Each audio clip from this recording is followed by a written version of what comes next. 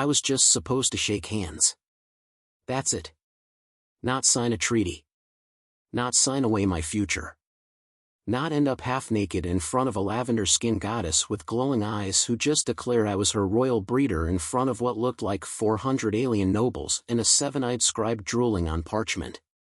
It started simple. Earth's first contact with the Empire of Zerifus. They asked for our greatest linguist, but bureaucracy being what it is, they got me, Nathan Calloway, assistant translator, level 3 clearance, part-time vending machine repair guy at the embassy. The guy above me got food poisoning from alien seafood. The guy below me was still high from licking a ceremonial welcome scroll. That left me. I was nervous, sure, but confident enough to smile and extend my hand when the princess floated in, literally, floated, draped in silk, gliding like a goddess. Her body shimmered, curves exaggerated by some kind of glittering exogown that left very little to the imagination. I tried not to stare at her chest, which had faint runes that shifted every time she breathed. One of them looked suspiciously like the word fertile. "Your Grace," I said, going full diplomat. "It's an honor to meet you. On behalf of Earth." Then I shook her hand. A simple touch. Firm grip. Warm. She blinked. I smiled. That's when things spiraled out of control. The music stopped. The trumpets fell silent. The translator fish in the bowl next to me exploded into a puff of steam. Every Zerifus guard took a step back and drew their ceremonial staffs. That's what I'll call them. One guard dropped his, which flopped and bounced twice. Still not sure if it was alive. The princess's lips parted, and she looked me up and down slowly, like she was assessing something more than my diplomacy skills. "You have chosen," she said softly. "With that sacred gesture, you accept the role of royal breeder." My face must have looked like someone smacked me with a frozen turkey. "I'm sorry, what now?" I asked. The scribe announced, "It is done. The handshake of conception is complete. Earth's seed shall merge with Zerifus blood." Praise the touch. There was actual cheering. Someone released flower petals. Another blew bubbles. A drummer hit a beat I've only ever heard during mating dances and discovery documentaries. I tried to step back, but the princess held onto my hand. Firmly. Very firmly. "I only meant hello," I whispered. "In my culture," she said, voice sultry like melted honey, "hello means everything." "Does it mean consent to galactic mating protocols?" I croaked. "Yes," she purred, "and more." The chancellor stepped forward, tapping a massive scroll. "The ancient law is clear. A royal breeder must be chosen via skin-to-skin contact with intention. Your grasp was deliberate. Confident. Fertile." "I moisturize," I offered helplessly. "With almond lotion." "You are ripe," the princess whispered. Another alien in the crowd fainted. I took a breath. "I didn't come here to breed." She raised an eyebrow. "Oh, but you did. And quite possibly, well." The laughter from the crowd wasn't mocking. It was aroused. Some were fanning themselves. One alien pressed a button on his chest and began misting pheromones into the air. The princess stepped closer. "You are to join me during the fertility eclipse. We must consummate before the twin moons align, or your planet will be deemed barren." "Wait," I blinked. "If I don't do it, then Earth gets labeled infertile?" "Yes. You would shame your species. End diplomatic relations. Possibly start a war." "A war. Over not doing it." I swallowed. "Don't I get a lawyer?" "You get a lover." I needed water. Or vodka. Or a hole to crawl into and die. The worst part? Her hand still hadn't let go of mine. And the look in her eyes wasn't just ceremonial, it was hungry. "I am Princess Varela of the Zerifus. Descendant of the womb line. Guardian of the scepter. Devourer of seed." That last one feels personal, I muttered. It can be. Someone in the crowd yelled, "May his loins be legendary." I choked. She gestured and suddenly I was being escorted, not by force, but very firmly, toward what they called the Chamber of Ascension. Soft music played. Rose-colored lights glowed. Alien attendants approached with oils, feathered tools, and an oddly shaped fruit that vibrated when I looked at it too long. "I'm just a translator," I shouted. "You translated your desire perfectly," the princess replied. An alien nearby added, "Your handshake translated into tension." The princess leaned close, her breath cool and sweet. "You shall mount the throne by midnight." "And I shall mount you." "Symbolically?" I asked hopefully. She smiled. "Not even slightly." I tried logic. "What if I have a human condition? Like, performance anxiety? Or hypersensitive toes? That's a thing. We have creams for that." The translator orb beside me burbled and said, "Cream application begins now." A hand reached for my belt. I squeaked. "No, thank you." She tilted her head. "You will not deny the call of the moons." I was trapped in a mix of erotic diplomacy, intergalactic expectations, and cultural mating madness. And my Earth bosses were nowhere in sight. Probably back home, thinking I was making history. I was. Just not the kind they'd ever teach in classrooms. My only comfort was that, apparently, I was now royalty. Kinda. Well, royalty with a reproductive deadline. As they led me deeper into the palace, chants began echoing through the halls. "Breed for peace. Mount the moon throne. Let the thrust of unity begin." I wondered if this counted as a promotion. I was naked. Not physically yet, mentally, spiritually, and bureaucratically naked. Apparently, once you're declared a royal breeder, modesty becomes optional. Privacy too. I was in a silk-covered chamber surrounded by glowing walls and alien attendants who kept asking questions like, "Have you been properly warmed, and would you prefer the silver or obsidian bindings?" I wasn't even sure what was being bound, but I said silver because it sounded less aggressive. Princess Varela entered, wearing significantly less than when I'd first seen her. Her robes now shimmered in places and vanished in others, depending on how you tilted your head. I tried not to tilt. She held a scroll in one hand and what looked like a glowing cucumber in the other. "We must prepare for the fertility eclipse," she said casually, as if we were going to brunch. "I still don't know what that is," I replied, trying not to look at her scroll. "It's the alignment of our twin moons. It amplifies life energy. Breeding during the eclipse ensures planetary vitality." "And if I fail to rise to the occasion?" I asked, already regretting the phrase. "Earth will be deemed reproductively weak. Our alliance annulled. Galactic laughter will echo for centuries. So, no pressure." A small alien floated into the room. He looked like a half-melted marshmallow with 6 arms. "We've detected increased pheromonal emissions from Subject Earthman," he announced proudly. "I'm nervous." I snapped. "Then you're halfway there," Varela purred. They had plans for me. Elaborate ones. There was a schedule with columns labeled Foreplay Ritual, Sacred Entry, and something called the Position of Ascension, which involved 0 gravity and 3 support cushions. As I tried to breathe through my panic, the chamber doors burst open. In strutted someone who looked like a gladiator mated with a centaur and overdosed on ego. "Step away from the princess," he growled. "Earth meat has no place in our royal bed." Princess Varela sighed. "Krellin. Still bitter." "I should be the breeder," Krellin snapped. "I've trained my whole life. I passed the 12 trials of stamina. I have 3 degrees in pleasurecraft." I raised a hand. "Hey, I have a certificate in basic CPR." "That explains your soft hands," Varela whispered. Krellin wasn't amused. "This human can't even survive the gauntlet." "The what now?" "The breeding gauntlet," the princess explained, far too casually. A series of sacred challenges. A public display of mating readiness. Wait, I blinked. It's televised? Projected to 76 planets, she said. It boosts morale. Krellin smirked.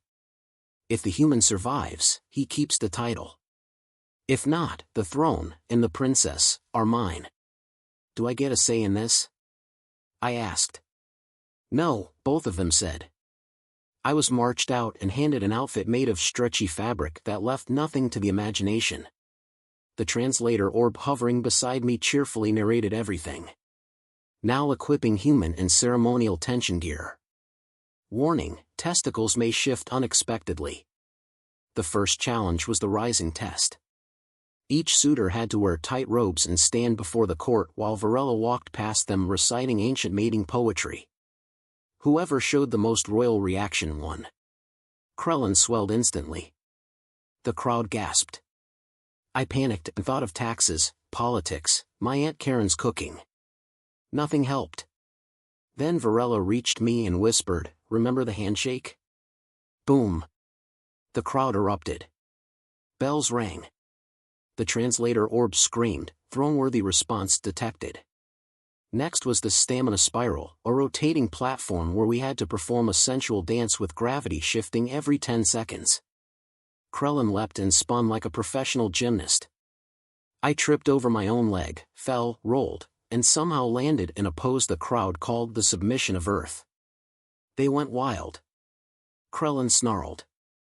You mock tradition. I mock gravity, I wheezed. Final challenge, the sensitivity trial. Attendants touched us with feathers, scented oils, and one mildly electric fruit. We had to maintain composure while reciting alien love poems. Krellin trembled during the second stanza. I blacked out mid-poem but woke up in Varela's lap, murmuring something about nectar glands and celestial rhythm. She held up a scorecard, 10 out of 10. I hate him, Krellin snarled. I'm oddly into him, Varela replied. As the crowd roared, the Chancellor stood. The human has surpassed expectations. He shall mount the throne, tonight, during the eclipse. Again, symbolic? I asked weakly. No, Varela whispered.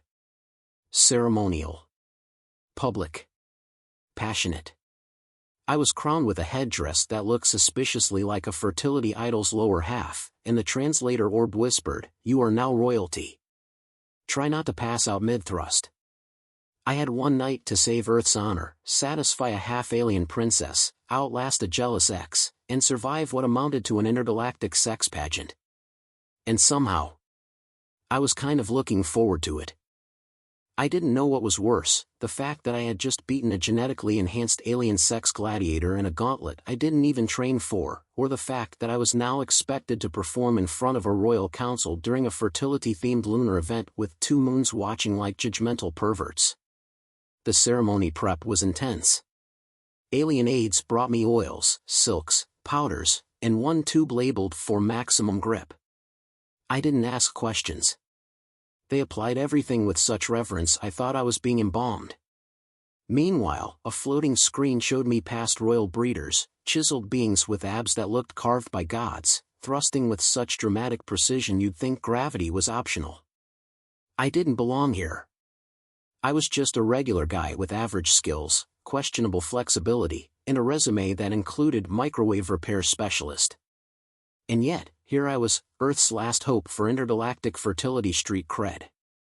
You've trained well, Varela said, examining me like a prized slab of meat with a crown. Define well, I muttered.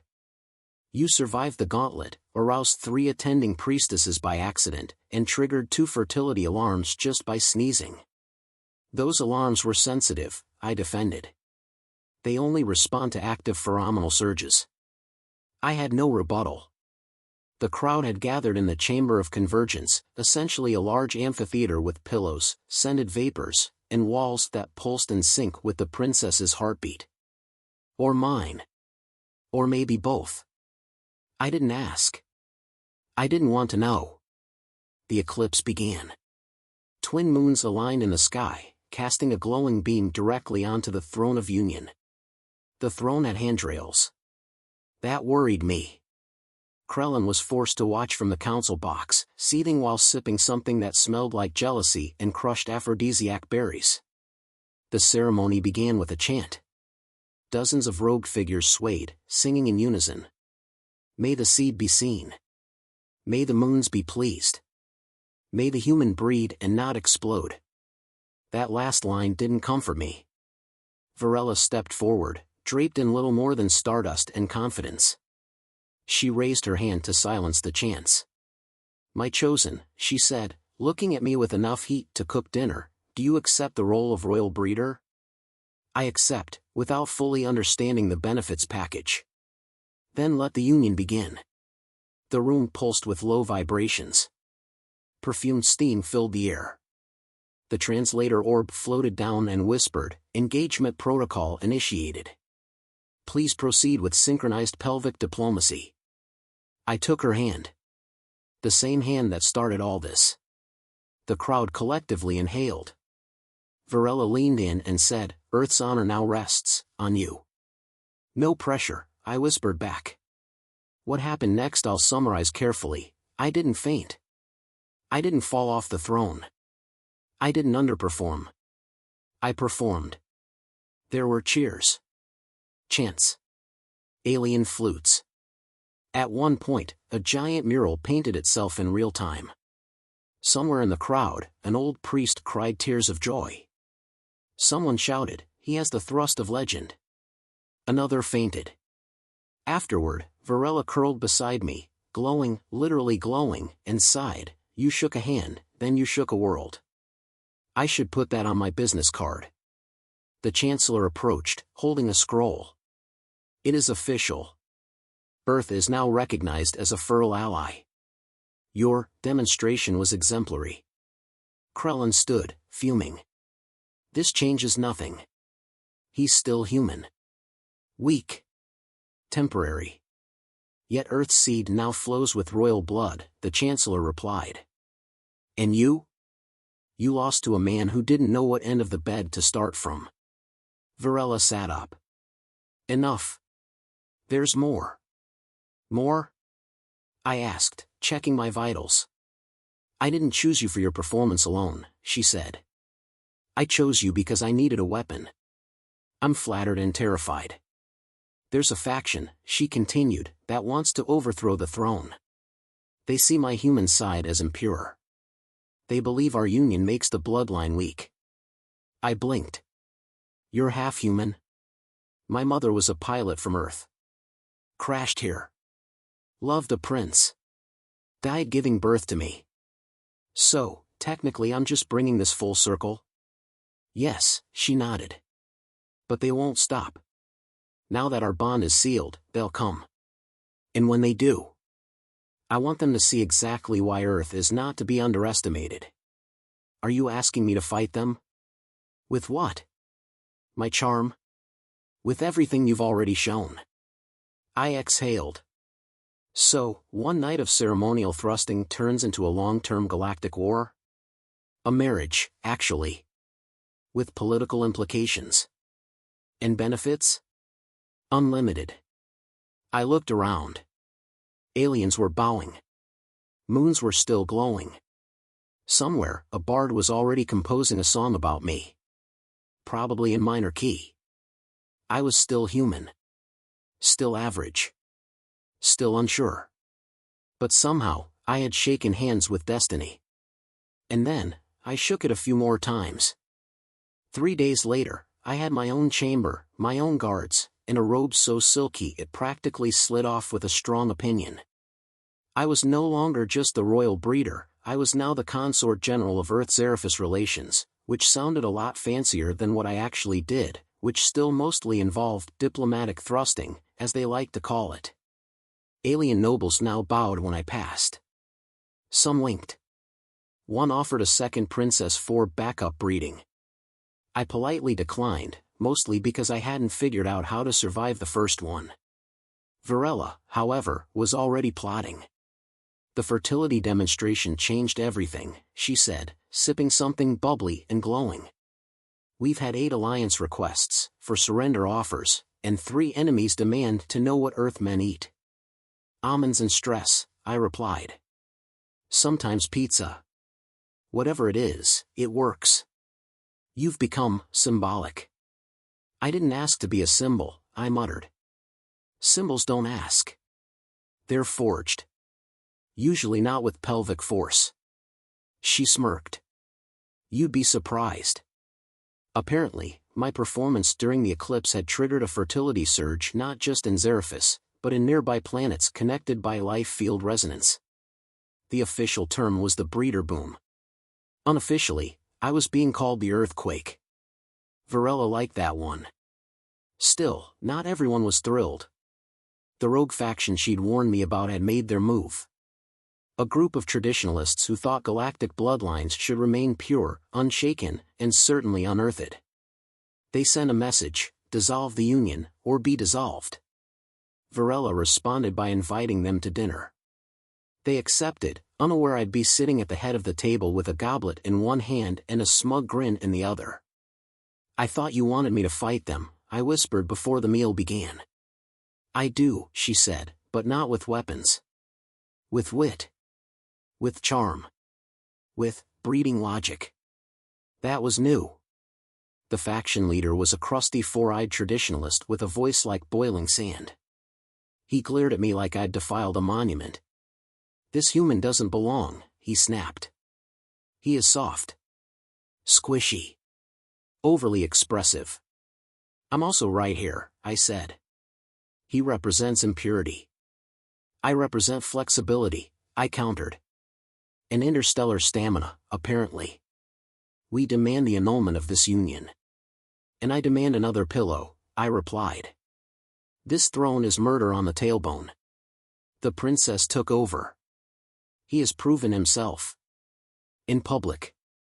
In ceremony. And in me. There was silence.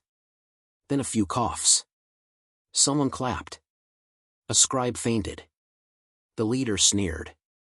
You've reduced this court to a theater of mating. No, she said. We've elevated it to one of unity. It's not about lust, it's about life. And he's full of it. I raised my goblet. Overflowing, actually. Then we challenge you, the leader growled. A mind duel. One riddle. One chance. Win, and the alliance stands. Lose, and you step down from the throne, in her bed. I leaned over. Are we taking this seriously? Always take threats seriously, she whispered. Even the dumb ones.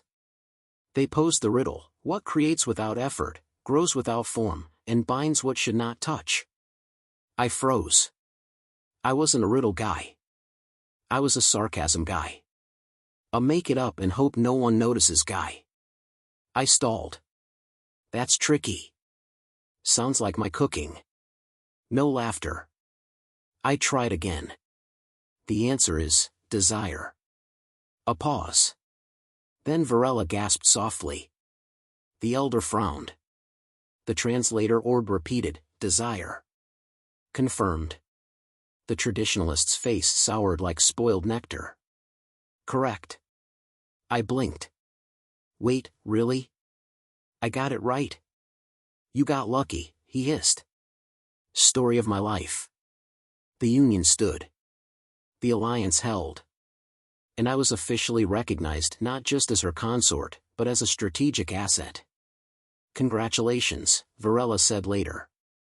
You've saved Earth, united 2 empires, and ruined Krellin's sex life forever. All in a week's work. You'll stay here now, she added. As my partner. My power. My breeder? That too. There were still responsibilities. Public events. Seminars on cross-species intimacy. One awkward sculpture unveiling. But it didn't matter. I'd arrived by accident. Shaken a hand. And ended up shaking the foundations of a galaxy. And I wasn't done yet. Because the princess had just leaned in, whispered round 2, and the moons were aligning again.